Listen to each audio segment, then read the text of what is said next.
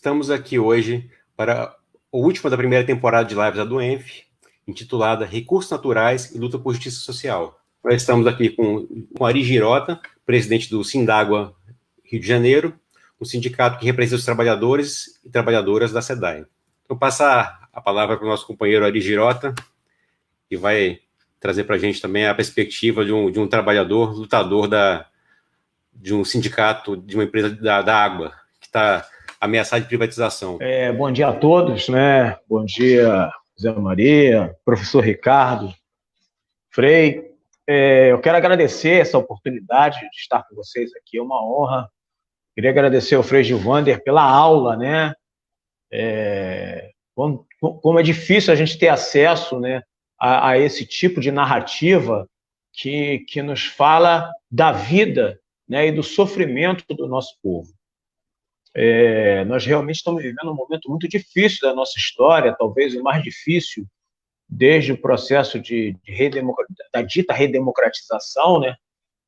E o capital, né, o capitalismo, ele segue de maneira impiedosa, né, produzindo argumentos para justificar as suas ações predatórias, né? Os seus representantes vivem como se nós tivéssemos um outro mundo para viver, como se, ao esgotarmos todos os nossos recursos, né, nós pudéssemos ter uma outra oportunidade de vida. E a gente sabe que não é assim, né?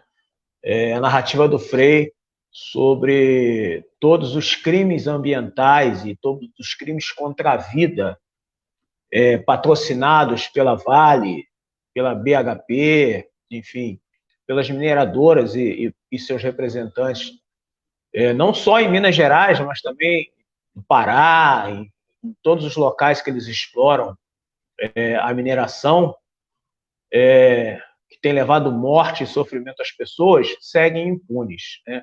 Mariana é um exemplo mais recente que nós tivemos aí, e assim, as vidas são dispensáveis, né? Nós assistimos hoje, por conta da pandemia do coronavírus, né, a naturalização da morte. 80 mil vidas foram ceifadas, 80 mil famílias brasileiras estão sofrendo e chorando o luto da perda de seus entes queridos. E não foram só idosos, foram como se os idosos fossem dispensáveis e desprezíveis, né? Mas foram idosos, homens, mulheres e crianças que perderam a sua vida. Profissionais da saúde, médicos, enfermeiros, enfim. Vidas que foram desprezadas pelo nosso governante, ou pelo governante que está nosso, não, mas por esse que está aí, ao classificar no primeiro momento como uma gripezinha, né? Essa atitude criminosa dessa pessoa, ela desencadeou um comportamento que já vinha se exacerbando, né, de individualismo e de desprezo à ciência, que até hoje nós vemos pessoas, por exemplo, negando o uso da máscara, que é o mínimo que a gente pode ter para proteger a quem convive conosco e nos proteger também. Então, nós vivemos esse momento trágico da nossa história, que campeia Brasil afora, levando sofrimento à nossa população. Como todos sabem, eu sou trabalhador da SEDAI há 27 anos e hoje eu estou presidente do Sindágua RJ, que é o sindicato que representa os trabalhadores do saneamento, em particular da SEDAI no Rio de Janeiro. Estamos numa luta muito intensa por conta dessa tentativa de privatização. Não é da SEDAI, né? Eu costumo dizer que a privatização que está em curso aí é a privatização do único recurso natural sem o qual nenhum de nós consegue sobreviver. Recurso esse que é usado desde a mineração à exploração de petróleo e passa pela produção de alimentos pela manutenção da vida, é a linha de frente no primeiro combate à disseminação do próprio coronavírus, porque você precisa da água para fazer a sua higiene, junto com o sabão, é claro, né? Enfim. Mas hoje nós estamos vivendo um momento de um ataque brutal, né, a esse recurso, porque não é só o que está aparecendo nas mídias de hoje, que é a aprovação do novo marco legal de saneamento, que é o PL 4162, que foi aprovado no Senado Federal, que virou a Lei 14.026, de 2020, que, em última análise, de fato, ela é uma lei que vai propiciar a privatização do acesso à água para todos nós. Todo o povo brasileiro vai estar sujeito a isso, né? E eles têm lá as alegações que justificaram muitos dos votos em favor dessa lei, que é só através dessa lei que eles iam universalizar o saneamento, só através dessa lei eles iriam permitir uma segurança jurídica para que as empresas privadas pudessem atuar. E como é uma disputa de narrativas, né, eu posso afirmar a todos aqui que a lei anterior, que era o marco regulatório, que era o 11.445 de 2007, ele já facultava, né, ele já dava segurança jurídica para que qualquer ente privado, né, operador de sistemas de saneamento, pudesse ingressar nesse, entre aspas, mercado, né? Ou seja, a Lei 11.445 de 2007, que foi amplamente discutida com a sociedade brasileira, com a presença da academia, com a presença dos entes privados, com a presença de movimentos sociais, esta lei, quando foi promulgada, ela contemplava todos os interesses e preservava também os interesses sociais, na medida em que permitia que os entes federados, ou seja, os municípios e os estados, assim como o governo federal, pudessem celebrar entre si convênios, contratos de programa sem a necessidade de um processo licitatório. Mas também possibilitava que as prefeituras que assim entendessem e quisessem entregar a operação dos seus sistemas de água, esgotamento sanitário à iniciativa privada, o fizessem.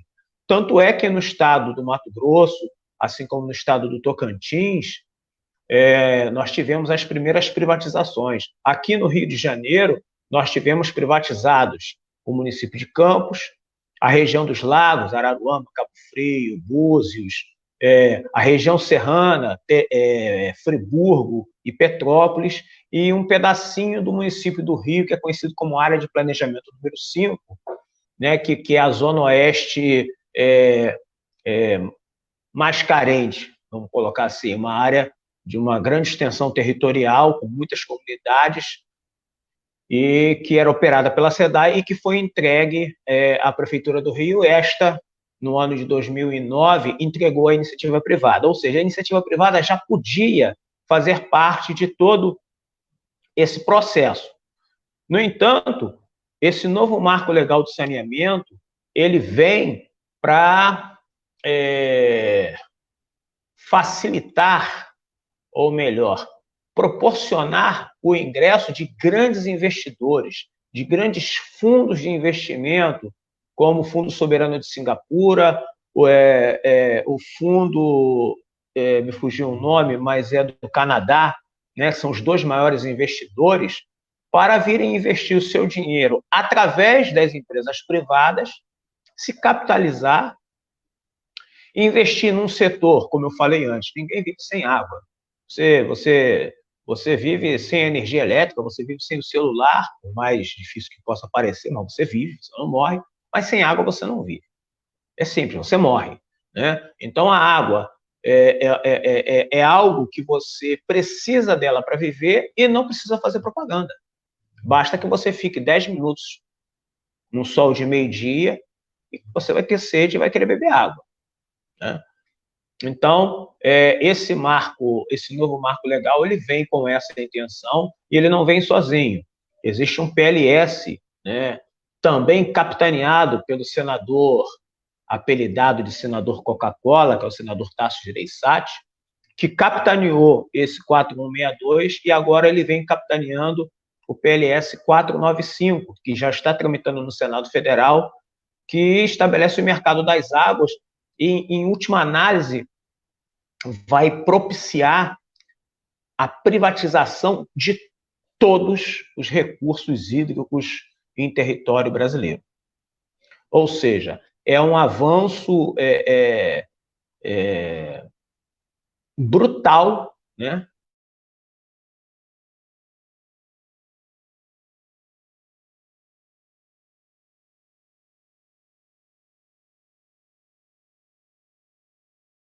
Os nossos... Perdão, perdi a conexão, acho que voltou. É um avanço brutal sobre os nossos recursos hídricos e é preciso que a população, né, não só do Rio de Janeiro, mas a população Brasil afora, tenha a compreensão do que está em curso, do que está acontecendo. Eles estão aproveitando, usando as palavras do ministro do Meio Ambiente, né, Paulo Salles, estão aproveitando um momento de pandemia, de sofrimento, estão abrindo a porteira e passando a boiada. Ou seja, estão entregando todos os recursos naturais em solo brasileiro. A Petrobras é um exemplo que está sendo fatiada, né? O companheiro Zé Maria vai poder falar melhor. A exploração mineral de forma totalmente desordenada e criminosa, como tem sido feita, muito bem colocado pelo Frei. Enfim, nós estamos neste momento de enfrentamento, no momento de pandemia, no momento que nós tínhamos que estar ressignificando que mundo nós queremos para nós e que mundo nós queremos deixar para a nossa descendência. O Brasil é objeto dessa cobiça internacional, ressaltando aqui que eles alegam que com a privatização você vai ter um controle melhor, porque você vai ter contratos rigorosos. Vejam vocês, em mais de 300 cidades ao redor do mundo, entre elas Paris, Londres, Nova York, nos Estados Unidos, né? Buenos Aires, aqui na Argentina, aqui na Bolívia, Cochabamba, na Bolívia, ou seja, mais de 300 cidades no mundo inteiro que haviam privatizado os seus sistemas de água e tratamento sanitário, reestatizaram, sob controle local, sob controle estadual, enfim, voltou para o controle e operação do Estado, porque depois de 25 anos de privatização, a experiência foi desastrosa. Foram tarifas elevadas, desinvestimento e serviços mal prestados. Então, Berlim, na Alemanha, por exemplo, teve que pagar uma indenização, porque o contrato ele é rigoroso para isso. O contrato é rigoroso para você indenizar o privado, mas ele não é rigoroso para obrigar o privado a cumprir o seu papel. Ou seja, o privado ele tem um objetivo única e exclusivamente de lucro, de lucrar com aquilo que ele quer vender, que ele transforma em mercadoria. E é isso que eles estão tentando fazer no Brasil, na contramão do mundo, né? E aí só há uma atitude de enfrentamento, para além de outras, de meios institucionais que estamos usando, mas é a sensibilização da população. A população precisa entender que, se permitirem, né, que prefeitos, vereadores aprovem a concessão, por exemplo, no Rio de Janeiro, da SEDAI, eles vão estar permitindo a privatização da água na sua cidade, no seu município. Ao contrário, se eles se recusarem a seguir esse projeto malfadado do BNDES que está em curso, eles vão estar dizendo para o Estado, olha, nós queremos que a SEDAI, que o Estado continue a operar os sistemas, porque a gente entende que a empresa pública está aí para levar dignidade, levar saúde para a população e, principalmente, levar água e esgotamento sanitário para quem pode pagar, mas principalmente para quem não pode. Esta pandemia descortinou, em particular o Rio de Janeiro, o abismo social que a imprensa tanto fazia questão de esconder, né? A imprensa local descobriu que o Rio de Janeiro tem mais de 800 favelas, só no município do Rio de Janeiro. Na região metropolitana, são mais de 1.700.000 pessoas que moram em comunidades, em favelas, em assentamentos subnormais. E uma única linha no projeto de concessão que verse sobre essas pessoas. Ou seja, se essas pessoas hoje já têm dificuldade de acessar a água com uma empresa pública, com a privada ela não vai acessar de jeito nenhum. Porque a lógica do capital, a lógica do ente privado é o quê? É o lucro. Ele só vai investir, só vai botar o dinheiro dele, quando bota, porque senão ele pega o dinheiro do Estado para investir e ganhar dinheiro em cima disso, ele não vai querer investir em locais que não têm o retorno financeiro, que no caso do compromisso público, o retorno é o retorno social, porque o saneamento básico é a primeira fase da entrega da dignidade para as pessoas, porque você melhora o rendimento escolar, você diminui o índice de doenças, você melhora pensando em termos de valorização, você melhora a vida social, você melhora o lazer, ou seja, você melhora tudo. O investimento em saneamento básico através da empresa pública, ele traz benefícios sociais incomensuráveis. Já através da empresa privada, relembrando os exemplos que eu falei anteriormente, basta que você pesquise na internet. Prolagos. Quais são os problemas que a Prolagos, depois de 20 anos privatizada, vem levando para as pessoas? Não tratamento de esgoto. Vão lá em Manaus. Eu me esqueci o nome da empresa de Manaus, que é privada há mais de 20 anos. Não universalizou a entrega de esgoto e muito menos a entrega de água. Então, a questão da fala da privatização é uma narrativa falaciosa, não retrata a verdade. Quando eles falam que não há investimento por parte do ente público, também é uma mentira. Se as pessoas forem buscar dados em órgãos isentos, como, por exemplo, o IBGE, ou ainda o ONDAS, que é o Observatório Nacional do Direito à Água e Saneamento, vocês vão ver que foram bilhões de reais investidos em saneamento nos últimos 13 anos. E aí as pessoas falam assim, não, mas não resolveu o problema. É óbvio que não resolveu o problema, porque, pensando só em termos de SEDAI, a SEDAI ela é resultado da fusão, da união de 3 empresas que andavam separadas, que era a SEDAG, ESAG e Sanerj, em 1975. E depois de 40 anos passados dessa fusão, hoje a SEDAI ela consegue estar consolidada, apesar de todas as suas contradições, mas ela se consolida neste mercado de saneamento como a única empresa pública 100% estatal, porque ela pertence ao Estado do Rio, a você, ao povo do Rio de Janeiro, que consegue, com tarifas módicas, né, com subsídio cruzado, praticado em 64 municípios, com uma tarifa unificada, com tarifa social também, ela consegue entregar ao Estado 1,02 bilhão de reais por ano de lucro, que no caso da empresa pública a gente chama de resultado, porque esse lucro não vai para o bolso do investidor. Caso fosse privatizado, iria.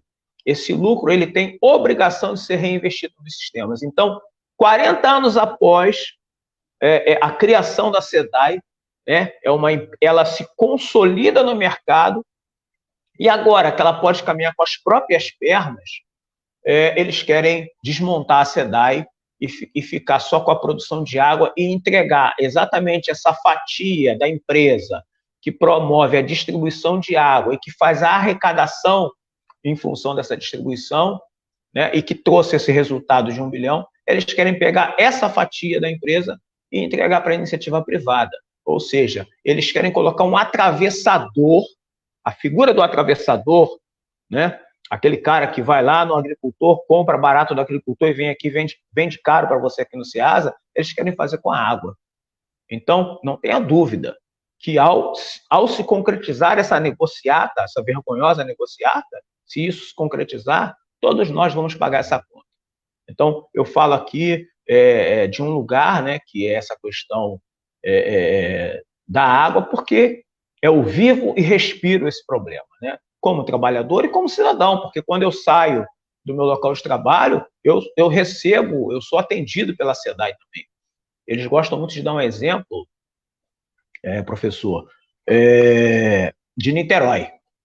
O Niterói é um exemplo de sucesso em privatização. Uma falácia. Eu moro em Niterói. Eu conheço Niterói. Não tem um único rio em Niterói. Não tem um único rio, ou seja, um corpo hídrico que não seja receptor de esgoto. E já se passaram 19 anos da privatização. Então, se fosse realmente um exemplo, não deveria ter esgoto nenhum mais lançado nos rios e córregos de Niterói. As favelas, as comunidades de Niterói, todas deveriam estar saneadas. E não tem. E não tenham dúvida, a iniciativa privada não vai fazer, porque ela já não faz agora, não vai fazer depois. A gente vai estar transferindo para a iniciativa privada essa fatia do bolo rentável, no caso da SEDAI, mas isso vai se espalhar Brasil afora, né? Vai se transferir para a iniciativa privada a fatia rentável, eles vão ganhar dinheiro, os acionistas internacionais vão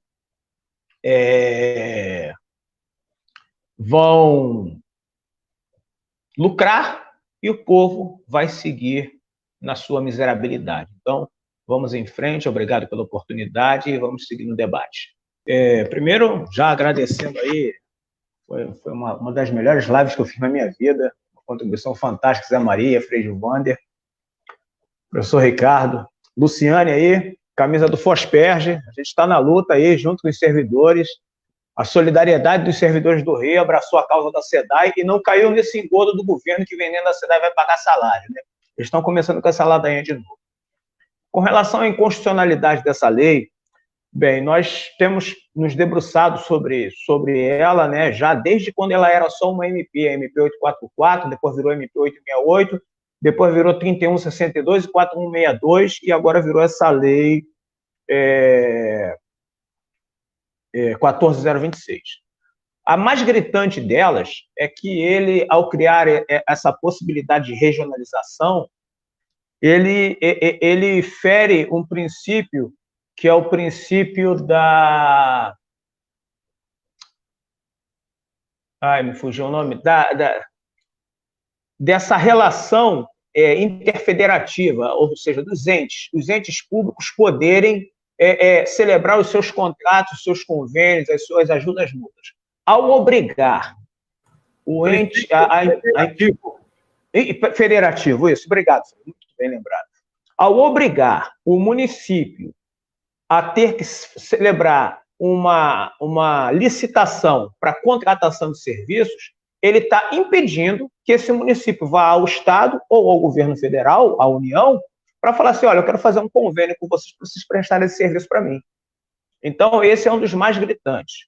Para além disso, né, e aí eu acho que faz muito parte da ignorância, no sentido de ignorar o texto da lei, porque ele é muito complexo, muitos artigos, os prefeitos, né, e os vereadores que não pressionaram os seus deputados federais, os seus senadores, eles não perceberam, por exemplo, que ao vetar o artigo 20, que fala sobre a vedação da prestação de serviços de água e esgotamento sanitário, ele criou um outro problema. Ele cria a obrigação da prestação direta dos serviços ou sob concessão. E isso pega também uma outra parte do saneamento que poucas pessoas falam, que é o lixo, a retirada de lixo sólido. Nós sabemos que os municípios menores das cidades do interior, boa parte deles não cobra pela retirada do lixo. Não tem essa cobrança, não tem tarifa, não tem taxa. E a lei obriga que seja instituído a taxa de cobrança de lixo. Porque como o objetivo é privatizar o saneamento, em toda a sua amplitude, né, ele obriga que esses municípios passem a cobrar taxa, sob pena de, em não fazendo, os prefeitos serem enquadrados com crime de responsabilidade. Olha, então, os caras criaram uma lei para atender o mercado, os prefeitos, vereadores, políticos em geral, né? Porque o senador, às vezes, tem um filho que vai ser prefeito, né? Eles criaram uma lei que vai prender os seus correligionários, os seus amigos, enfim. Então, essa é uma lei cheia de problemas, e a gente tem costumado falar que ela é a cloroquina do saneamento, porque ela vem como um remédio que vai matar o paciente. E a gente ri, mas é triste, porque no médio prazo, essa lei vai redundar numa tragédia sanitária sem precedentes. Por quê? Vejam vocês, o Rio de Janeiro tem mais de 2 milhões de habitantes residentes em comunidades, em favelas, em assentamentos subnormais. Isso para falar só de favelas, para não falar outras situações. Não há uma única linha que fale, que obrigue o ente privado a atuar, não é nas favelas do Rio, não, porque favela tem no Brasil inteiro, a atender essas populações. Eles são ignorados. E o argumento deles é o seguinte: na hora de fazer o contrato, a prefeitura vai fazer o contrato, o Poder Conselheiro vai fazer o contrato e vai colocar no papel. Quem conhece o Brasil, sabe que o papel aceita tudo. Mas tirar do papel e virar concreto é muito difícil. E aí entra o papel da empresa pública, né? Aí da experiência local. A SEDAI hoje ela é fiscalizada e controlada pelo Tribunal de Contas do Estado, pela agência reguladora, a AGENERSA, pelo Ministério Público Estadual. Esse talvez seja o nosso maior fiscal e maior aliado, pela Defensoria Pública e pela sociedade civil em geral. Qualquer ente privado, nós sabemos que o limite de você pedir uma informação é a porta ali, é o blindex de entrada da loja comercial dele. A partir dali, ele faz o que ele bem entende, inclusive descumprindo leis, porque tem advogados, tem muito dinheiro, ele prefere gastar dinheiro se defendendo dos crimes que comete, a exemplo da Vale, do que gastar dinheiro e fazer investimentos necessários para melhorar a vida das pessoas. Então, a lei ela tem várias questões de inconstitucionalidade que estão sendo aglutinadas e vão ser objeto de ações judiciais, mas nós também não vivemos um momento favorável no Brasil para a judicialização de questões de uma dimensão tamanha, né? O Zé Maria falou sobre a Petrobras, o Frei falou sobre a Vale, e eu vou falar no saneamento, não é igual. O STF não tem sido muito coerente no respeito aos princípios fundamentais da nossa Constituição. Porque se assim fosse, essa lei nem entraria em pauta, porque não haveria necessidade. Ela mereceria ser, inclusive, revogada, porque nós temos um vídeo, né, num ato falho do presidente do BNDES, numa dessas lives que vazaram aí no mercado, recente, agora de junho, que o Montesano fala textualmente: o Estado brasileiro está comprado para a pauta do saneamento. Ele usa essas palavras. Ou seja, a pauta de privatização está dada e o Estado está comprado. E aí você vai, depois dessa fala dele, você vai vendo as medidas provisórias, as leis os decretos que Bolsonaro tem editado junto com Guedes, e aí não é fora Bolsonaro, não é fora Bolsonaro Moro e fora Guedes, né? Que tem já vislumbrando a transferência e o financiamento das empresas privadas, a transferência de recursos públicos para as empresas privadas. Então, é isso que está no nosso horizonte hoje ainda, mas é através da luta coletiva, da luta dos trabalhadores, desse diálogo, dessa necessária interlocução com as populações. E aí eu vou me atrever a chamar para a questão da água. A questão da água talvez seja esse fio condutor nesse momento, como o petróleo já foi em outro momento, né, para que as pessoas venham para as ruas defender os seus direitos, porque no caso da água vai impactar a vida de todo mundo e vai impactar principalmente os ribeirinhos, os quilombolas, os indígenas e as centenas de milhares de pessoas que vivem em assentamentos subnormais. Quero mais uma vez agradecer a todos aqui pela oportunidade e vamos em frente na luta aí para reconstruir o Brasil, porque nós precisamos retomar o Brasil e reconstruí-lo. E obrigado pela aula do bem natural. Vou usar a partir de agora sempre. Não um recurso, mas um bem natural. Muito obrigado, gente. Pai nosso, dos pobres marginalizados, Pai nosso, dos mártires, dos torturados, teu nome é santificado naqueles que morrem defendendo a vida, teu nome é glorificado.